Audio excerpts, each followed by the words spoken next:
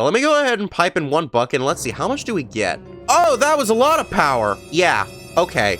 This is what we've been looking for. Hello, everybody, and welcome back to some more FTB Neotech. Today, we are going to be making a diesel generator. Now, that is not to say that I will be generating diesel. Well, I mean, I will be, but we are going to be making an actual generator that is powered by diesel. But, as I said, we do need to first get diesel for this. And this thing, unlike my past attempts at increasing my power, should be good. So for us to be able to get diesel, we're going to need to actually go through a few processes. But it's all going to start in one of two ways.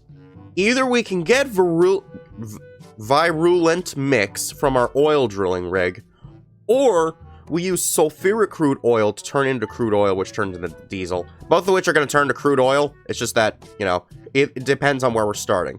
So, for the crude oil, the sulfuric one, we would need to distill shale oil. For the shale oil, we would also use the oil rig, but we would use a stainless steel drill, whereas with the virulent mix, we use an aluminum drill. But the stainless steel one takes the next digital circuit. But it's not as bad as I was expecting, it looks like. But we still just can't do that one just yet. I want to actually get stuff automated before I go further into there.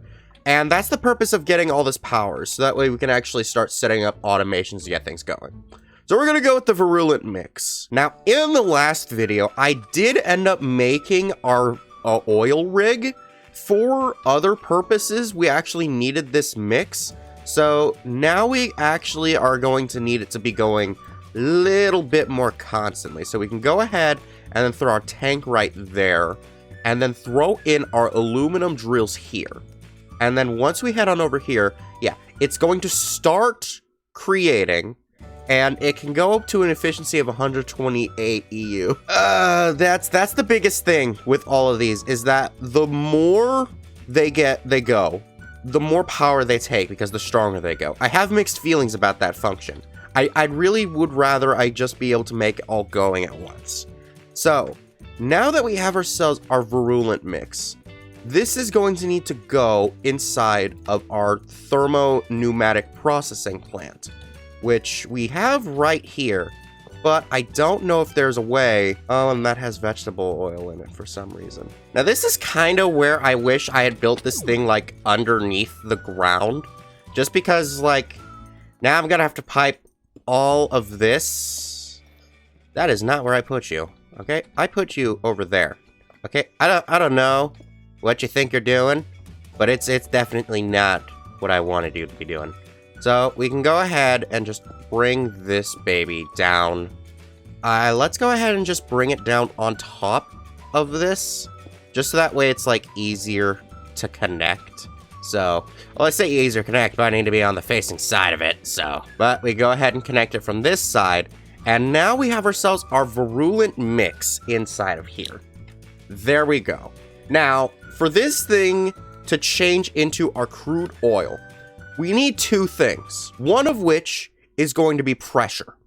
Pressure is going to be easy to get. I should just need to grab myself an air compressor, as well as another one of my dimensional storage chests, just so that way I can transfer some coal into it. The other thing that we are going to need for this is going to be some sort of either coal dust or charcoal dust. Now, coal dust involves having coal ore, which I do have, but, you know, it's a finite resource. I can't really get more of that.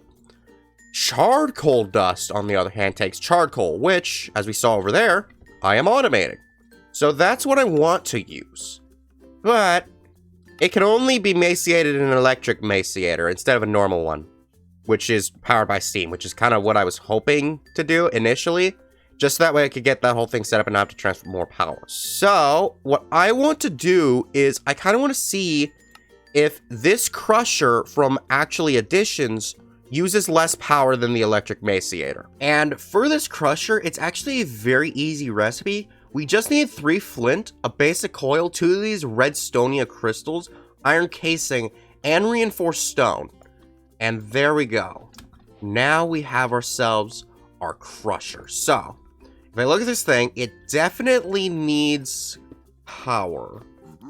So, that then begs the question of, which of these is superior? The Maciator or the Crusher? Now, the more I think about it, the more I realize that there is no way this one is not better on the power consumption.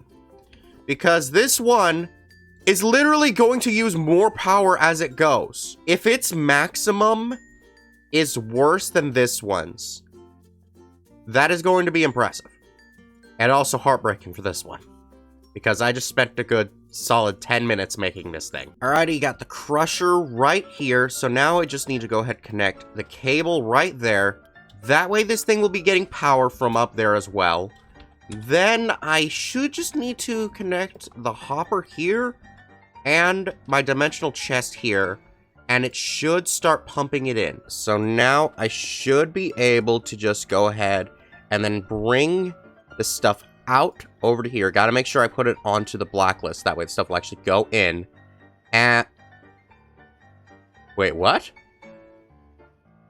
Wait, but it doesn't have any pressure. Wait, do I not need to put pressure in this? Wait, is it because that's the one that I had used prior? So it's like, it still has like a minute remnant of pressure or something? Because like, it looks like, no, it's at 0 bar. I'm confused, but we'll make this work. Okay, so now we can go ahead and then take out our crude oil, put that into its own little tank right here. That way we can have ourselves a buffer. Then we want that one to go out by one more. We're gonna want to break out this area a little bit because I did not expect to go out this far, but that's fine. Then we can just connect this one just the same. And then let's go ahead and put this guy right here. Do I want it to be facing that way? Yeah, no, that should be fine. So then we can go ahead and bring that one over to there. Does this work? Not enough pressure. Does it go like by a recipe-based basis? It must. Okay, so this one doesn't need pressure, but this one does. That saves me a whole lot of doing then, I guess. Cause like, I noticed that that thing didn't look like it needed that much pressure in this. So I didn't think I would need to worry about getting more of these air compressors. But I guess it's not that big of a deal then. Okay, so we can go ahead and throw that one there. Oh, and I need coal to go over here as well. 1 minute, 37 seconds later. So let's go ahead and export all items. And it should start building pressure. And it is going through. Okay, so that should be good. Now, the air compressor can only make a maximum of 5 bar. This thing can hold at most 10 bar. So, really, I don't need a security upgrade in this one. But I guess it's better to be safe than sorry. You know, you don't want to have to deal with any of those shenanigans. So, once this thing is ready, we will then start getting ourselves our diesel. And yeah, 1,000 of the crude oil actually makes 250 diesel, which is really good. So it seems like it's all on an increase level.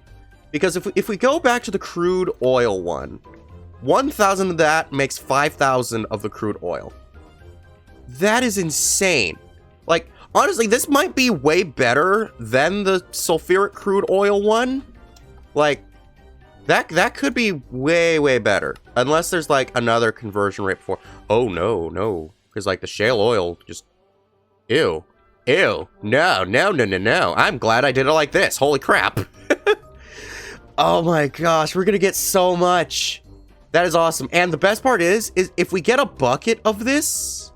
Oh, wait, no, that's... Well, I mean, yeah, it will help because we'll need that to get the quest line, but, I mean, that'll get us a chainsaw, so that's pretty cool. But in the diesel generator line, we'll actually get dimensional tanks, which are like this one, but for fluid. So I'll actually be able to transfer it over. So that is really good. Okay, so we've got our diesel process running. That is good. We just need this thing to get up to a bit more pressure, but once it starts, that should be really good. Since this is pretty much already going to be going, which it should actually be going. Not enough heat. Wait. 2 of 6 blocks are exposed to the air, which wastes heat.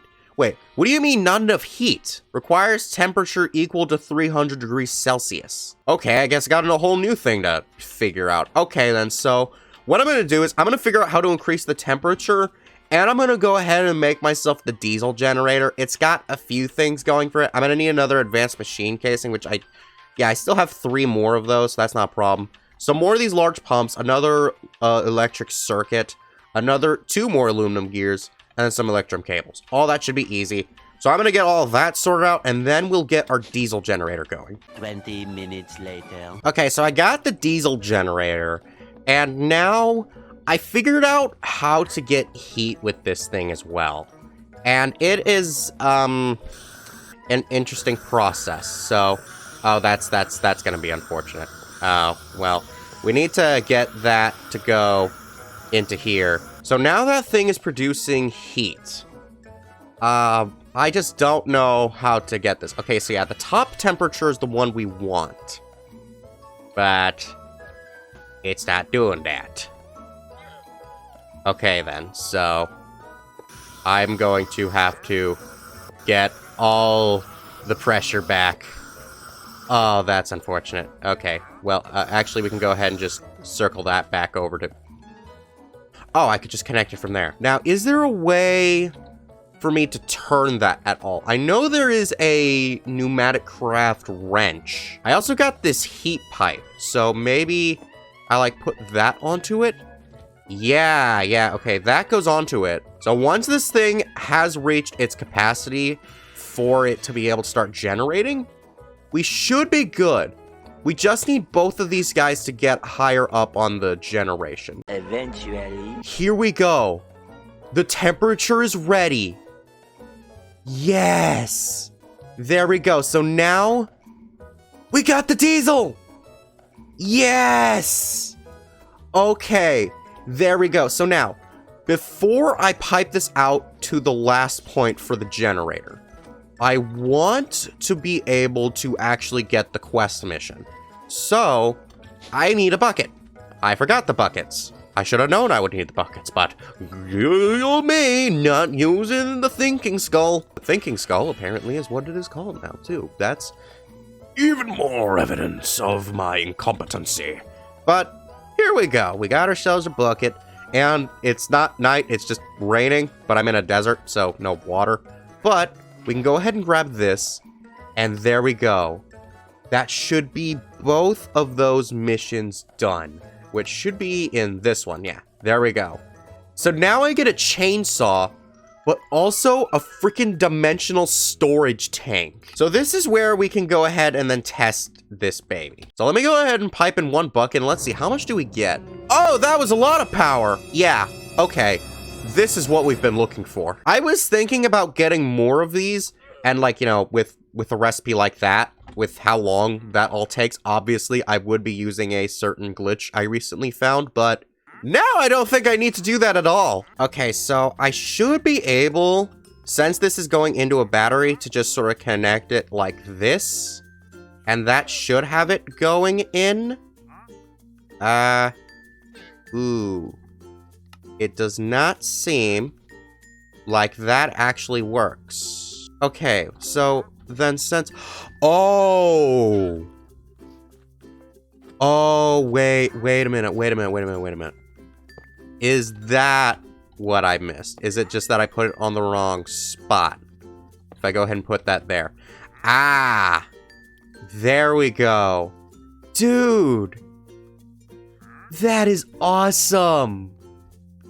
Okay, that is definitely a good amount of power that we're getting from this. And if I do need to make more of these, this is very simple. Like, it's not a problem at all. I might need to rotate this, though, because if the exporting comes from there, I'm going to want it to be on this side so that way I could get the whole line, because, I mean, you know, I got still a good bit of chunk left, so, like, if I were to put a bunch of these and I got all the way over to here, like, that's just... That'd be insane. That'd be way too much power. But there we go. Now we've gotten that, so now we can go ahead, connect it to this side, and then our omnidirectional connector connected to our whole power network. We can go ahead and slap that there. And there we go. The whole thing is completely ready. Dude, this whole setup is... Dude, I did not expect this to be so simple. I really wanted to avoid making this for no reason. I don't know why I do this, but it's just like, you know, I see so many things and I'm just like, I don't want to do that. But it's so easy. Why don't I do that? Oh my goodness. So then, oh wait, no, right. I can't forget though. I need to put the variable card into this one. That way the power will be able to export out into this. Okay. That's good, that's good. And I want it to be like that. That way it's not gonna pull power from the network into here. So it's like, you know, gotta be very particular about that. But there we go. Dude, the battery's already almost full. It's only been like a little less than a minute. This is the kind of stuff we live for. Small, simple setups with big results. My setups are bumblebees. So did you like this video? Good. Then be sure to check out our last Neotech video where we got into pneumatic craft for another power source. Bye!